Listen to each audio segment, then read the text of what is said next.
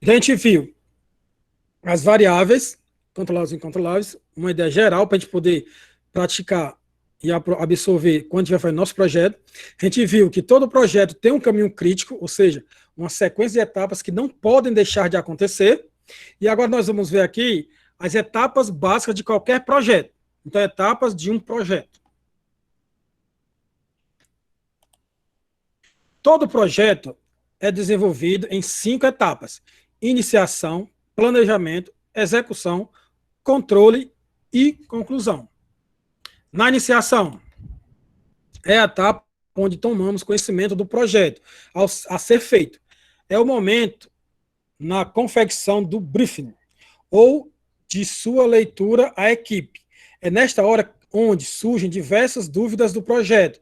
Em geral, é uma etapa que deve ser desenvolvida em uma reunião de brainstorm, que é o que eu estou tentando fazer com vocês, com aquela pergunta lá que eu fiz. Quais são as ideias? Aí, com aquelas ideias, nós vamos fazer o nosso brainstorm. Vamos colocar ela aqui em discussão e vamos ver a que todo mundo mais gosta, as que é mais possível de serem feitas.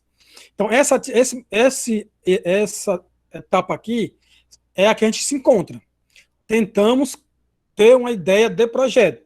Depois que a gente tiver essa ideia de projeto, nós vamos fazer um rascunho para corrigir e ver as possibilidades de acontecerem.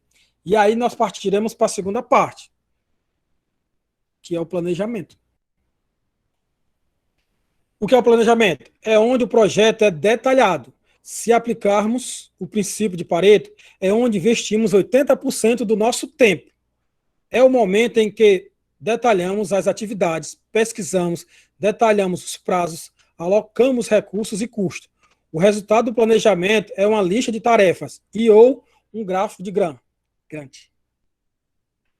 Que aí é o sonho que eu tenho, que a gente conseguisse, se não em abril, no começo de maio, a gente partir para essa fase do planejamento, que é de estabelecer as tarefas que têm que ser feitas para o projeto acontecer.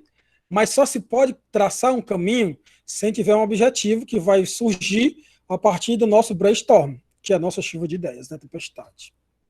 E aí depende de vocês, porque é um projeto da turma. Se a turma não pensa, que a 1 hora vai ter que chegar a ser feito, né? Aí a gente pode parar. Mas talvez já tenha um monte de ideia lá e na próxima semana a gente já possa discutir e dar um salto, né? Para essa nossa segunda fase. A terceira fase é a execução. Tá bem claro o que é, né? É o objetivo do projeto. É a hora da verdade. Quem executa é o gestor técnico. É a hora de colocar o projeto na prática. O que a gente planeja lá, a partir da ideia que a gente teve na inicial, nós vamos executar os passo a passo que a gente criou lá nas tarefas. E aí vem a quarta parte, que é o controle.